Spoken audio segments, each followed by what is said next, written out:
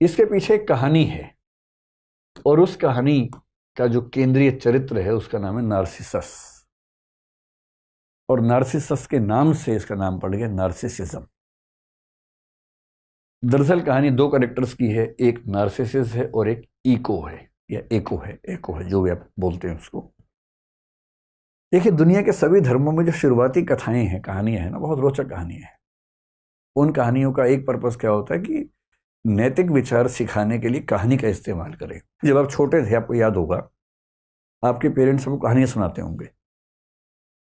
आपकी पीढ़ी तो नहीं सुना पा रही है, जब आप पेरेंट्स बनेंगे तो कहानियां शायद नहीं सुना पाएंगे, क्योंकि बच्चा सुनना भी नहीं चाहेगा। वो कहेगा आप चुप रहो, मैं टीवी में देख लूंगा। डोरेमोन आ रहा है, मैं उसकी कहानी सुन लूंगा, और शिनचैन आ रहा है, मुझे उसमें ज़्यादा रुचि है, आपकी कहानियों में कम रुचि है। लेकिन आज से एक दो पीढ़ी पहले तक सारे बच्चे कहानियां सुन सुन के बड़े हुए हैं। और पेरेंट्स की कोशिश क्या होती थी, कहानियों के माध्यम से बच्चों को नैतिक मूल्य सिखा दें। ये दुनिया के हर समाज में होता था।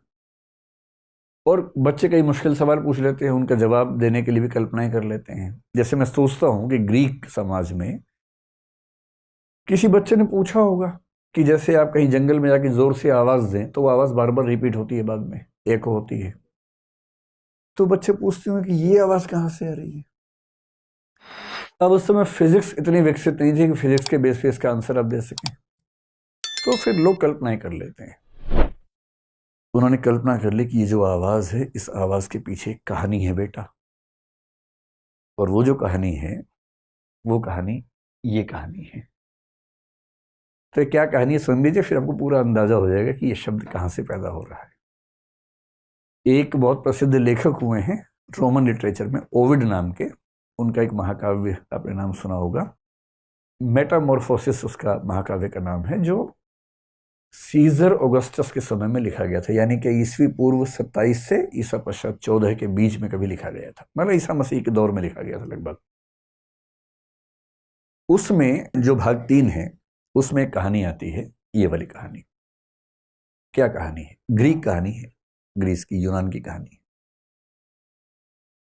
ये एक लड़का था नार्सिसस, और ये कौन था? तो एक देवता है, नदियों के देवता ग्रीस में। जैसे हमारे यहाँ होता है ना कि वर्षा के देवता, सूर्य देवता, चंद्र देवता, वहां भी खूब देवता माने जाते थे उस समय में। तो जो नदियों के देवता थे, सिफिसस बोलते थे उनको। और साथ में एक अप्सरा थी। अप्सरा शब्द यहां भी खूब चलता है ना, हमारे यहाँ मेनका को अप्सरा माना गया। और कौन अप्सराएं हैं? उर्वशी है, रंभा है ना। अप्सराओं की कहानी यहाँ भी है, वहां भी होती है अप्सरा की कहानी। निम्फ बोलते हैं, NYMPH। निम्फ का मतलब होता है अप्सरा ग्रीक लिटरेचर में। तो एक अप्सरा थी वहां जिसका नाम था लिरियोपे। तो लिरियोपे नाम की अप्सरा और सिफिसस नाम के नदी देवता का जो पुत्र था उसका नाम था नार्सिसस। में एन लिख देता हूं।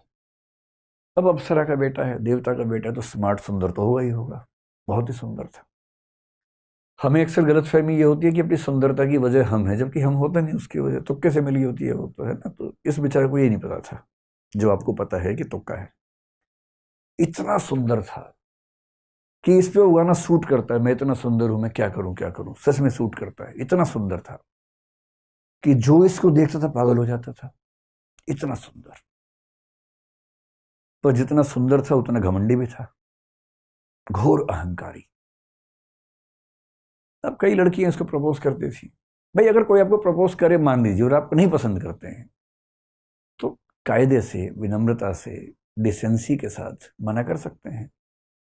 सबसे अच्छा तरीका आप ये कहें कि मैं माफ़ी चाहता हूं, मैं पहले से कहीं जबान दे चुका हूं, वायदा कर चुका हूं। बेशक ना दियो, कम से कम उसका अपमान तो नहीं होगा। सम्मान के साथ मना कर दीजिए। पर कुछ लोगों से मज़ा नहीं आता, उनको मज़ा आता है नीचा दिखाने में। कोई आपके पास आके बोले कि आप मुझे अच्छे लगते हैं, आप बोले तू शीशा देखा कभी? अरे भाई, अपनी औकात में रह के सपने देखा कर। अजीब हाल है, भिखारी कहीं का। तो अब ये क्या तरीका हुआ मना करने का? अरे मना ही करना है तो कायदे से मना कीजिए ना। आपका जीवन आपकी संपत्ति है, समझ में आ गया। आप अपनी पसंद का व्यक्ति चुनेंगे, समझ में आता है।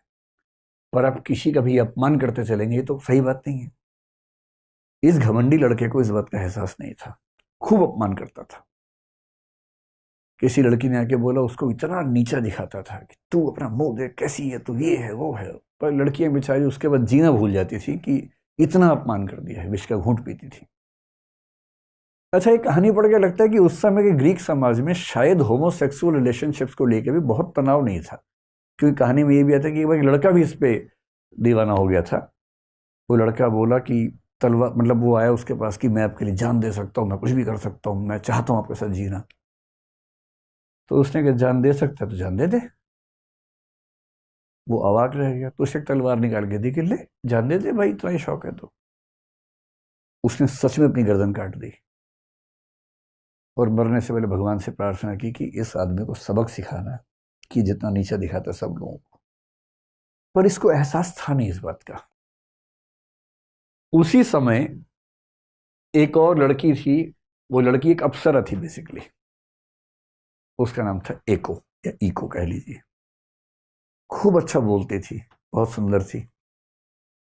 और एक देवी वीनस ने उसको एक बार ये कहा था कि तुम सबसे सुंदर अप्सराओं में से एक हो, बड़ी तारीफ की उसकी।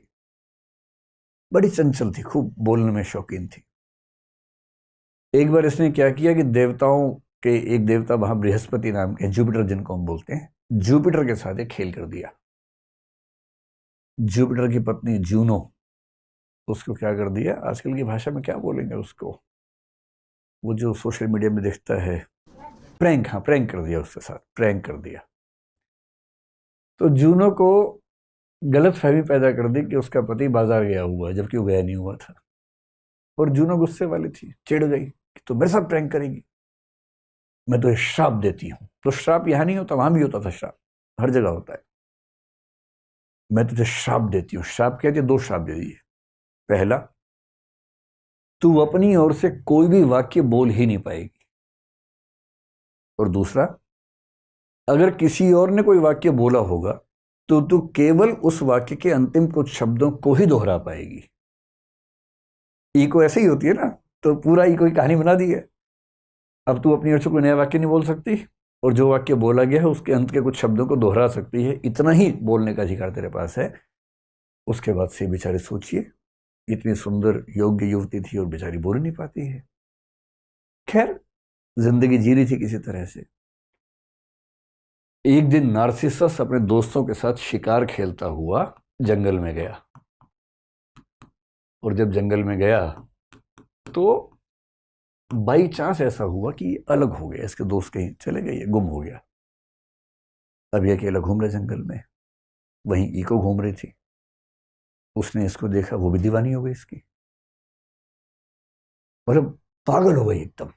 इतना सुंदर था ये, वो भी अप्सरा है, कम नहीं है। ये तो अप्सरा का पुत्र है, देवता का पुत्र है। अब वो दीवानी बन बन के पीछे घूम रही है, सामने नहीं आ रही है भी। अच्छा, इसको एहसास हो रहा कोई है आसपास, पेड़ों की आवाज से, पत्तों की आवाज से। तो उसने कहा कौन है। उसने क्या कहा, कौन है, क्योंकि बोल नहीं सकती। इसको लगा अजीब पहेली कोई खेल रहा है मेरे साथ। फिर इसने कहा सामने आओ। उसने कहा सामने आओ। तब इसने कहा भाई इतना छुपने की क्या जरूरत है, हमें एक दूसरे से बात करनी चाहिए। तो उसका जवाब आया, बात करनी चाहिए। फिर थोड़ी देर के बाद वो सामने आ गई, और वो प्रेम में ऐसी दीवानी थी कि सीधे फिल्मी अंदाज से दौड़ी उसके पास गई गले मिलने के लिए। ऐसी दीवानी हो गई थी, क्योंकि उसको लग रहा था कि बात बढ़िया चल रही है। उस उम्मीद में भाग गई, और जैसी पास आई तो उसने यूं कहा, रुको, दूर हो, ठीक ठीक। फिर बोला कि इससे पहले मैं मर जाना पसंद करूंगा, बजाय ये कि तुम मेरे शरीर का आनंद लो। वो बेचारी इको क्या बोली, तुम मेरे शरीर का आनंद लो। बात और बिगड़ गई इससे। और ये वाक्य जैसी उसके मुंह से निकला, उसको खुद इतनी शर्मिंदगी हुई अपने ऊपर,